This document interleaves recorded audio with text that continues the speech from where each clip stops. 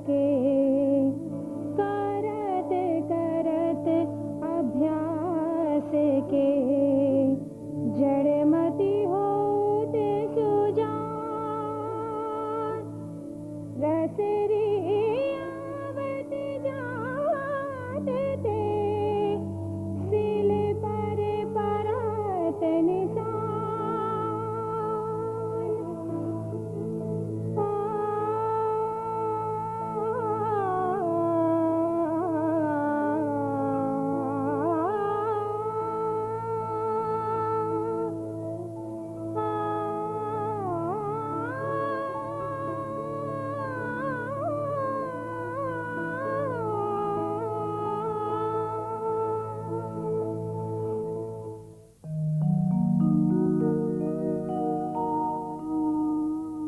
अभी कौन सा महीना चल रहा है? जी चौथा। तबीयत कैसी है? अभी तो ठीक है। पप्पू की बारी में बड़ी डॉक्टरनी ने बताया था कि अगली बार चौथे महीने में जांच जरूर करा लेना, नहीं तो दूसरा बच्चा भी मानसिक रूप से विकलांग पैदा हो सकता है। उस समय तो हमें पता नहीं था, पर इस बार हमें याद था। ये तुमने बहुत अच्छा किया। बच्चा शारीरिक और मानसिक रूप से स्वस्थ है या नहीं, ये कुछ परीक्षणों की मदद से आसानी से पता लगाया जा सकता है। कल अपने परिवार के किसी सदस्य के साथ आ जाना, मैं सब समझा दूंगी। जी अच्छा।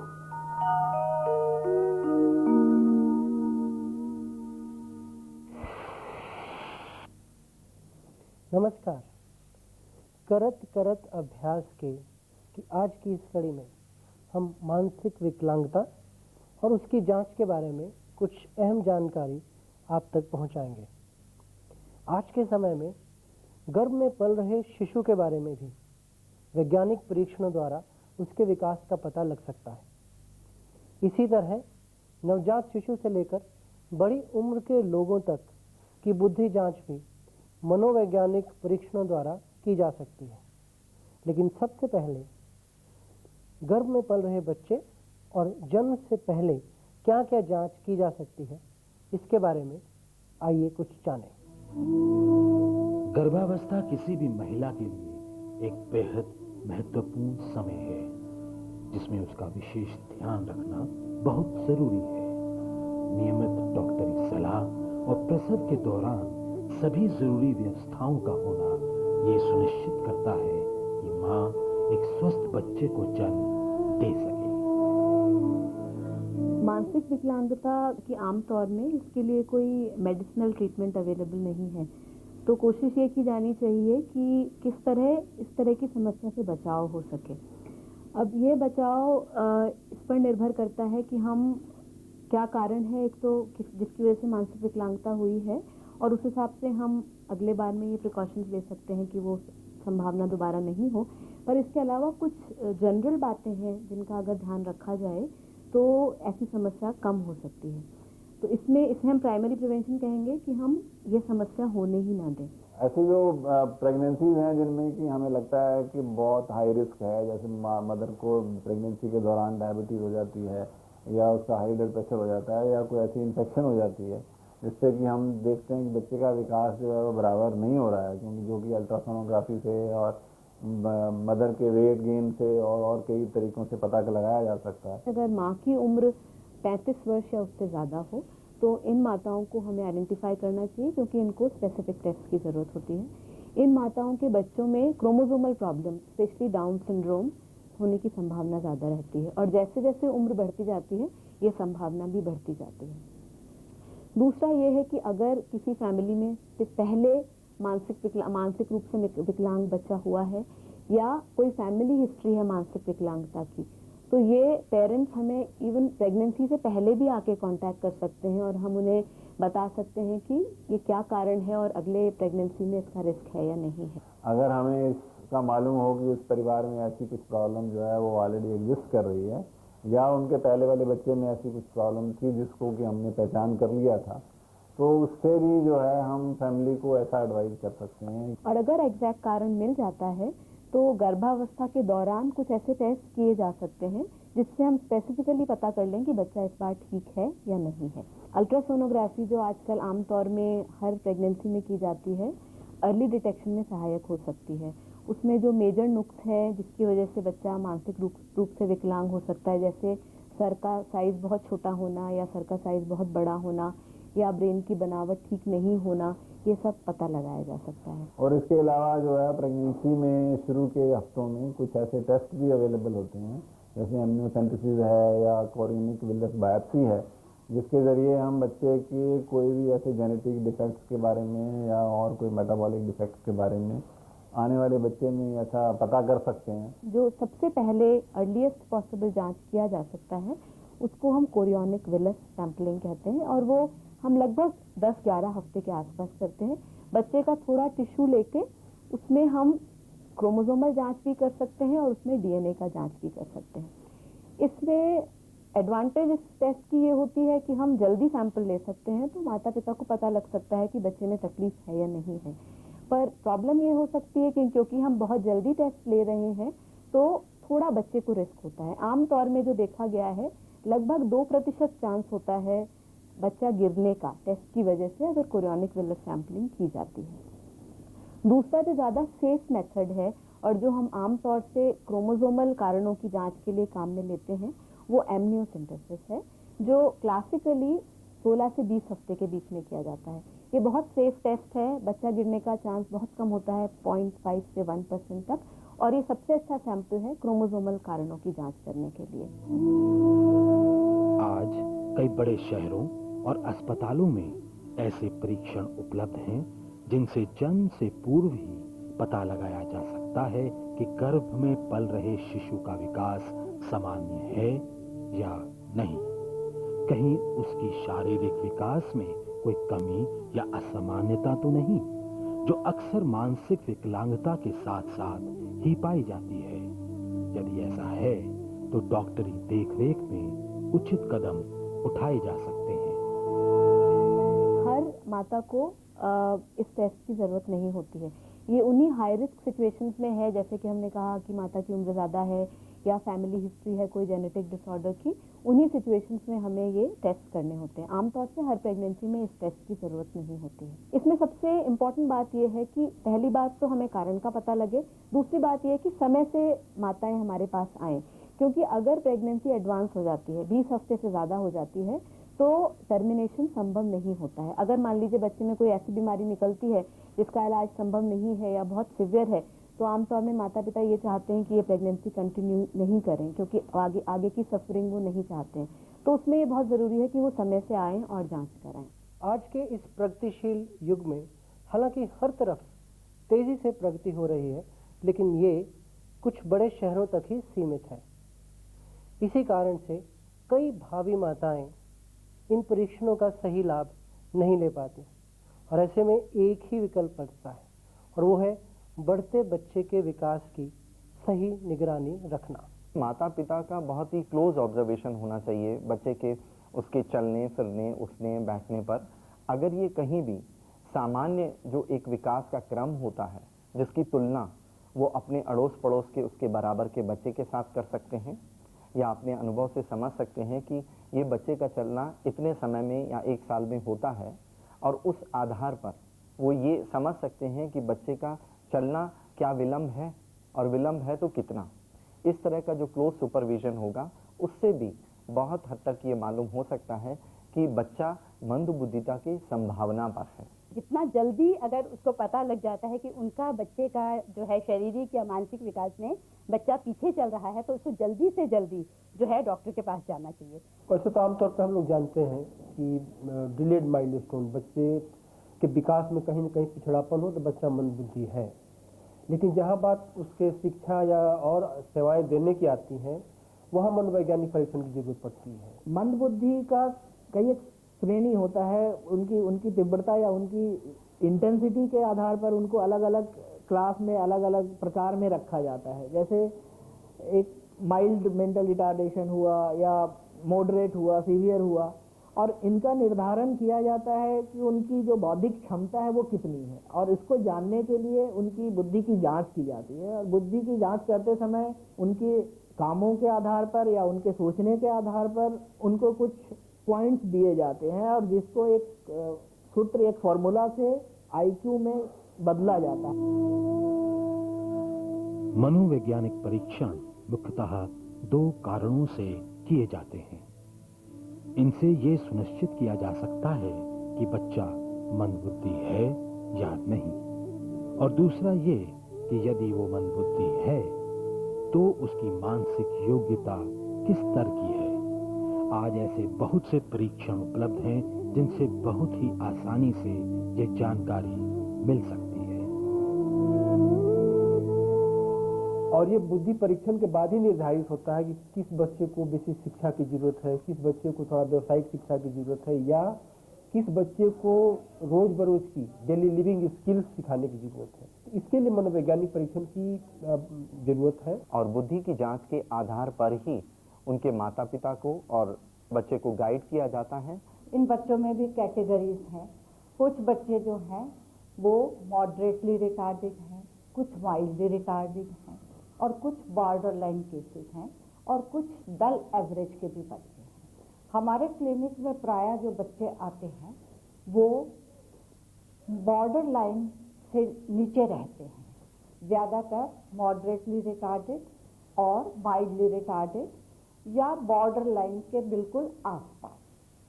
अब जब हम पेरेंट ट्रेनिंग करते हैं तो हमें उस समय ये देखना पड़ता है कि इन बच्चों का बुद्धि का स्तर क्या है। उसके साथ एज स्पेशल एजुकेटर हमें ये भी देखना पड़ता है कि इनका फंक्शनल लेवल क्या है। दूसरी परिस्थिति मनोवैज्ञानिक परीक्षण की ये बनती है कि ऐसे बच्चों के लिए कहीं गार्जियनशिप का मामला आता है, कुछ संपत्ति का मामला आता है, तो वैसे में कानूनी कुछ पक्ष इसके ऐसे हैं कि जहाँ कहीं कहीं न्यायालय से इस तरह की बात मांगी जाती है, या जब तक बच्चा बालिग नहीं होता है तब तक गार्जियनशिप है, बालिग होने के बाद भी गार्जियनशिप की बात आती है, तो ऐसी राय कभी कभी विशेषज्ञों से न्यायालयों द्वारा भी मांगा जाता है। उस स्थिति में भी मनोवैज्ञानिक परीक्षण करके उनको सर्टिफिकेट दिया जाता है।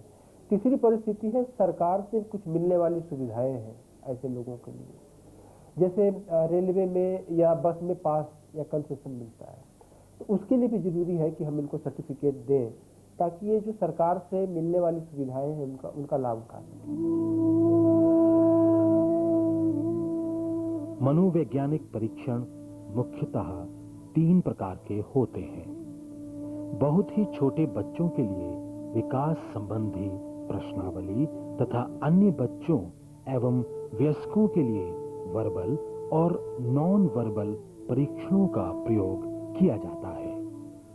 वर्बल परीक्षणों में अधिकतर भाषा संबंधी या मौखिक प्रश्न होते हैं तथा नॉन वर्बल परीक्षण उन लोगों के लिए भी उपयुक्त हैं जिन्हें भाषा या पढ़ाई का कोई पूर्व अनुभव नहीं है। जब वो डॉक्टर के पास आता है तो उसमें जो है कुछ हम लोगों के जो टेस्ट होते हैं स्टैंडर्डाइज टेस्ट हैं, उनमें 3-4 टेस्ट जो हैं काफ़ी जो ज़रूरी हैं।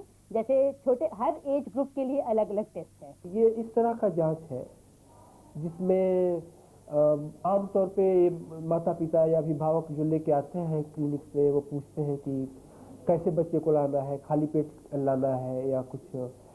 ये ऐसी जांच है, इसमें कहीं कुछ शारीरिक तौर पे इंजेक्शन लगाना या खून लेना, नमूना लेना, ऐसा कुछ नहीं है, और खाली पेट की कोई जरूरत नहीं है। इसमें सिर्फ बच्चे के बौद्धिक क्षमता की जांच होती है जिसमें उससे कुछ करा के, उसको पढ़ा के, उससे लिखवा के उसकी जांच करते हैं। मंदबुद्धि की जांच के लिए 6 हफ्ते से लेकर और 72 सप्ताह तक के जो छोटे बच्चे हैं उनके लिए अलग प्रकार के होते हैं जिनमें उनकी शारीरिक और मानसिक दोनों विकास का जांच की जाती है। कभी कभी ऐसा होता है कि बच्चा या तो बहुत छोटा है या इतना कम उसका विकास हुआ है कि बहुत सारे कामों को करने में वो बिल्कुल असमर्थ है, और वैसे कंडीशन में बच्चे की जो आईक्यू है वो किसी टेस्ट के द्वारा डायरेक्ट पता नहीं किया जा सकता। वैसे में माँ बाप का सहारा लिया जाता है और उनसे प्रश्न पूछे जाते हैं उसके विकास के बारे में या उसके कार्य क्षमता के बारे में, और उसके आधार पर भी आईक्यू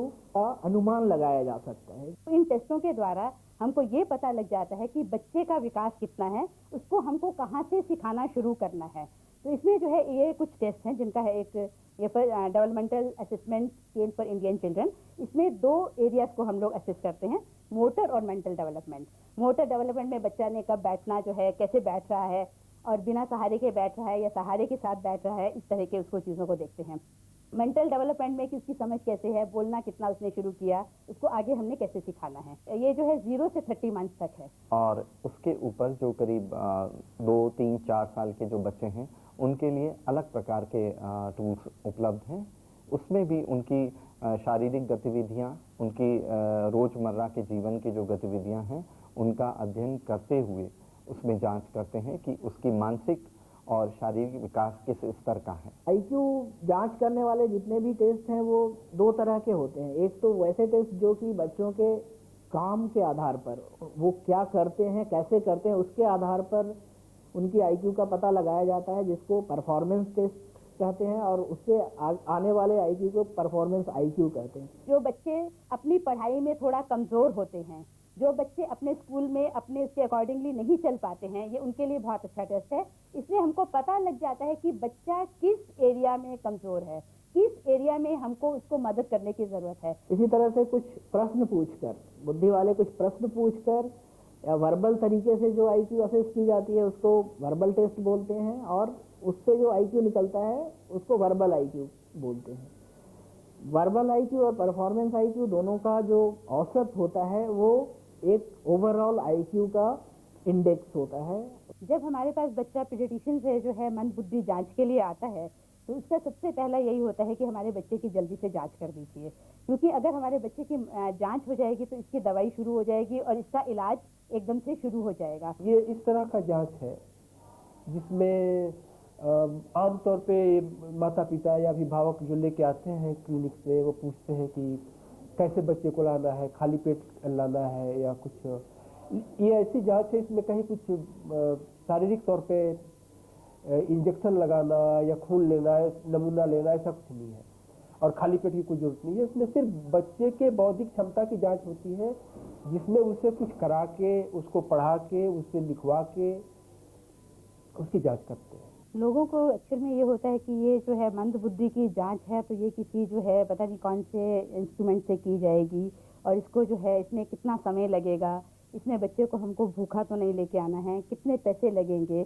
कई बार की जो है हमको आप पैसे बता दीजिए, उसके हिसाब से ही हम आएंगे। इसके बाद उनको ये रहता है कि इसकी जितनी जल्दी जांच हो सकती है आप जांच कर दीजिए, चाहे उनका बच्चा कितना भी बड़ा हो, लेकिन उनको लगता है कि आज ही जांच हो जानी चाहिए, ताकि इस जांच के बाद हमारा बच्चा जो है वो बिल्कुल ठीक हो जाएगा और इसका इलाज जो है शुरू हो जाएगा। मनोवैज्ञानिक परीक्षण के बारे में एक बात और बताना चाहूँगा कि किसी को भी मंद बुद्धि बता देना एक बहुत बड़ी सामाजिक जिम्मेदारी है, और क्योंकि वो नाम या वो लेवल उसके जीवन भर आगे पीछे चलता रहता है, इसलिए मनोवैज्ञानिक जांच में भी बड़ी बारीकी से ध्यान से काम करना पड़ता है। तो हम लोग इस बात पर बल देते हैं कि सिर्फ एक मनोवैज्ञानिक बुद्धि परीक्षण से बच्चे के बारे में कोई निर्णय न लिया जाए। कम से कम 2 परीक्षण का इस्तेमाल हो सके तो ज़्यादा भी करें, ताकि उसका वैलिडेशन हो, प्रमाणिकीकरण हो जाए। लेकिन 2 मनोवैज्ञानिक परीक्षण के आधार पर ही कुछ न कुछ निर्णय देना चाहिए, और उसमें भी जिस पे बच्चा अच्छा स्कोर लाता है उसको ध्यान में रखते हुए अपना निर्णय देना चाहिए। मंद बुद्धि में या मेंटल रिटार्डेशन में आईक्यू के साथ साथ और भी 2-3 चीजें होती हैं जो आमतौर से देखी जाती हैं। एक है कि बच्चे का जो इंडिपेंडेंट एक्टिविटीज है या अपने आप में किए जाने वाले काम है, जिसको सोशल या अडेप्टिव फंक्शंस बोलते हैं, वो भी उसके उम्र के साथ साथ डेवलप नहीं होता, उसमें भी बच्चे काफ़ी पीछे होते हैं। तो मेंटल रिटार्डेशन को पूरी तरह से समझने के लिए उनके सोशल एंड अडेप्टिव फंक्शंस की भी माप की जाती है, और उसके लिए भी हमारे पास टेस्ट अवेलेबल हैं। मनोवैज्ञानिक परीक्षण हो जाने के बाद विशेषज्ञ आमतौर पे एक गिनती या आंकड़ा बताते हैं, जिसे आईक्यू या इंटेलिजेंस कोशेंट कहते हैं। पर आइए देखते हैं कि ये है क्या। आईक्यू को हम मान सकते हैं कि यह बुद्धि का एक यूनिट है, बुद्धि को मेजर करने का यूनिट है, जिसका पूरा फॉर्म जो होता है वो इंटेलिजेंस कोशेंट कहलाता है। इसका जो फॉर्मूला होता है कि बच्चे की मानसिक आयु को उसके शारीरिक आयु से डिवाइड किया जाता है और उसमें उसको 100 से गुना किया जाता है, और जो स्कोर आता है वो आईक्यू या इंटेलिजेंस क्वोशिएंट होता है। उसके आधार पर हम बता सकते हैं कि बच्चा माइल्ड मेंटल रिटार्डेशन का है या और किसी क्लास में आता है। वो विकास उसका कितना है, उसके अकॉर्डिंगली जो है उसका जो है, जैसे हम लोग हालांकि देते हैं 50% 60%, इसका मतलब ये नहीं है कि बच्चे की बुद्धि का विकास 50% है। इसका मतलब ये है कि बच्चा जो है हमारे अकॉर्डिंग, बिकॉज उसके लेवल्स होते हैं माइल्ड, मॉडरेट, सीवियर, प्रोफाउंड और जो है बॉर्डर लाइन, उसमें बच्चे का विकास किस समय तक का है और उसको हम कैसे आगे जो है उसको कैसे सिखाना है। क्योंकि जब हमको बच्चे का विकास पता लग जाता है कि वो इतना अभी सीख चुका है और उसको आगे किस उससे सिखाना है ना, अगर हम ज़्यादा बड़ा सिखाना शुरू करते हैं तो बच्चा नहीं सीखेगा, और अगर हम छोटा उससे छोटी एक्टिविटी सिखाते हैं तो उसमें बच्चा अपना इंटरेस्ट लूज कर देता है। कभी कभी ऐसा होता है, क्योंकि हम लोग जो IQ देते हैं वो नंबर में देते हैं, तो लोग इसको गलत तरीके से समझ लेते हैं कि ये परसेंटेज है, हालांकि ये परसेंटेज नहीं होता है।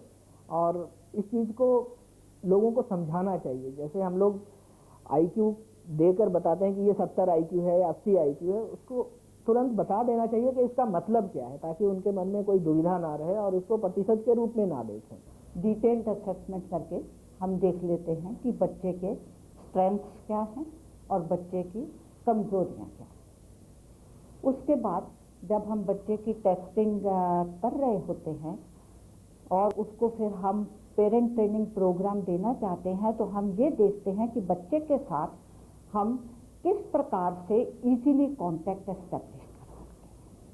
तो उसके लिए हमें देखना पड़ता है बच्चा कितना एक्सप्रेसिव है, बच्चा किस प्रकार से हमारे साथ कोऑपरेट करेगा, तो हम उसके साथ रेपो बिल्ड करते हैं। और फोकस एक्चुअली होना चाहिए कि उनको हर रोज की जिंदगी जीने के लिए जिस तरीके की काबिलियत की ज़रूरत होती है, जिस तरीके की क्षमता की ज़रूरत होती है, उन चीज़ों को सिखाया जाए।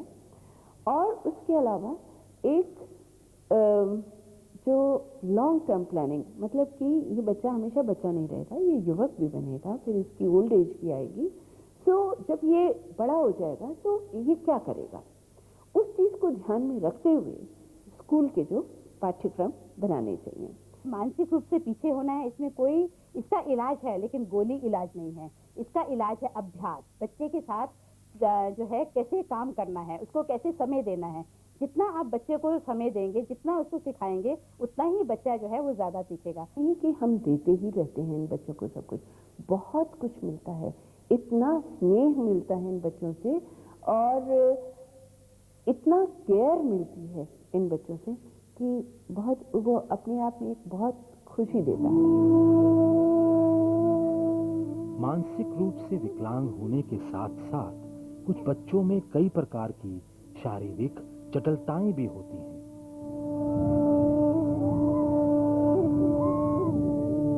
प्राय ये देखने में आता है कि जो बच्चे हमारे पास मेंटली रिटार्डेड आते हैं, मंदबुद्धि बच्चे जो हैं, उनमें स्पीच जो है वो लिमिटेड होती है। कुछ बच्चे तो ऐसे होते हैं जिनकी स्पीच होती ही नहीं।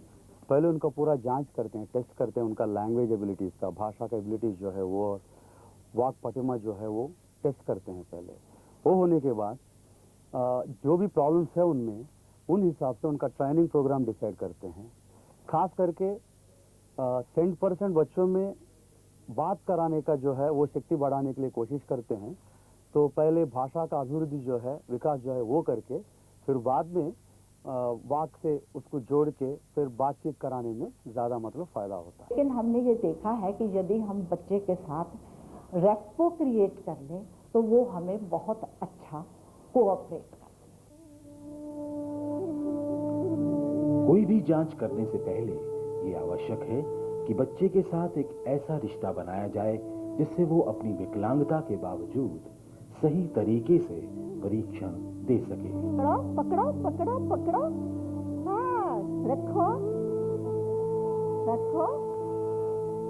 डेवलपमेंट में जो है एक एरिया दूसरे एरिया के ऊपर बहुत असर पड़ती है, और अगर रिटार्डेशन एक लेवल पे हैं तो उसके साथ कोई और डिसेबिलिटी है तो एसेस करना बहुत मुश्किल हो जाती है कि मालूम नहीं होता कि बच्चा सुन नहीं पा रहा है और इसलिए जवाब नहीं दे रहा है, या मंदबुद्धि है इसलिए वो जवाब नहीं दे रहा है। खास करके मानसिक विकलांगता जिन बच्चों में है, बहुत सारे बच्चों में किसी भी चीज़ पे ध्यान देने में जो है उसमें कमी रहता है। They call it as attention problem. तो ऐसा बच्चों में क्या है कि जब आप साउंड करते हैं, आवाज़ करते हैं, तो रेस्पॉन्स आपको नहीं मिलता है बच्चे से। तो इस कारण क्या है कि बहुत सारे पेरेंट्स जो है वो लोग सोचते हैं कि बच्चे में सुनने का शक्ति जो है उसमें कुछ कमी है, मगर ख़ास करके ध्यान में प्रॉब्लम्स होने से वो बच्चे जो है वो रिस्पॉन्ड नहीं करते हैं। मगर मानसिक विकलांगता जिस बच्चों में है, वैसा बच्चों में कम से कम 10 से लेकर 15% बच्चों में सुनने में भी प्रॉब्लम्स होने का चांसेस है। वैसा बच्चों में जो है हम टेस्ट करके फिर डिसाइड करके अगर आले का ज़रूरत है, हियरिंग एड का ज़रूरत है, तो वो भी फिट करते हैं। मेंटल रिटार्डेशन को असेस करना तो डिफ़िकल्ट रहती है, मगर जब इसके साथ दूसरे डिसेबिलिटीज़ एसोसिएटेड हैं तो और भी मुश्किल हो जाती हैं। असेसमेंट में जो है थोड़ा सा हम असेस करते हैं और बहुत सारा चाइल्ड के रेस्पॉन्स पे डिपेंड होती हैं। अगर ये स्थिति है तो उनको तुरंत ही किसी बच्चों के डॉक्टर से या किसी मनोचिकित्सक या क्लिनिकल साइकोलॉजिस्ट से मुलाकात करनी चाहिए, जिससे कि परामर्श के द्वारा वो और जांच के द्वारा वो बताएंगे कि बच्चे के लिए बच्चा मंदबुद्धिता के स्तर पे है या नहीं, और अगर है तो उसके लिए आगे क्या स्टेप्स हैं आगे के पुनर्वास क्रम में। यह अति आवश्यक है कि बच्चे की जांच जल्द से जल्द करवाई जा सके, ताकि उसकी क्षमताएं और कमजोरियों का जल्दी पता लग सके। ऐसा करने से ही समय के रहते उसकी मदद की जा सकती है और भविष्य में सावधानियां भी बरती जा सकती हैं। करत करत अभ्यास की अगली कड़ी में इसी से जुड़ी कुछ और बातों के बारे में बात करेंगे। तब तक के लिए नमस्कार।